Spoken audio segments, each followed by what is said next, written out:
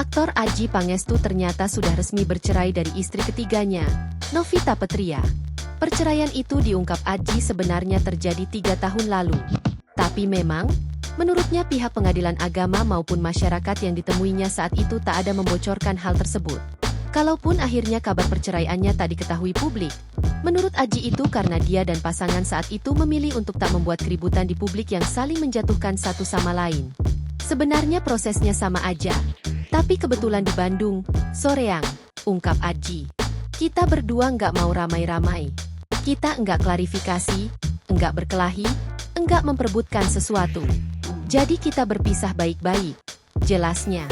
Ini dilakukannya setelah belajar dari pengalamannya dulu yang masih disesali sampai sekarang. Menurutnya, ribut dengan pasangan selama proses cerai hanya akan meninggalkan luka pada orang-orang di sekitar mereka. Sebagai informasi, Adjie Pangestu pernah menikah dengan aktris Annisa Trihapsari pada 23 Maret 1999 dan bercerai tahun 2002. Dari pernikahan itu Adjie dikaruniai seorang anak laki-laki. Adjie kemudian menikah lagi dengan Nadia Natasha Al-Khalifi pada 8 Juni 2007.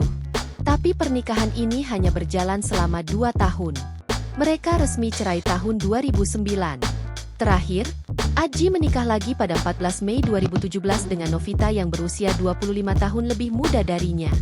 Download Tribun X sekarang, menghadirkan lokal menjadi Indonesia.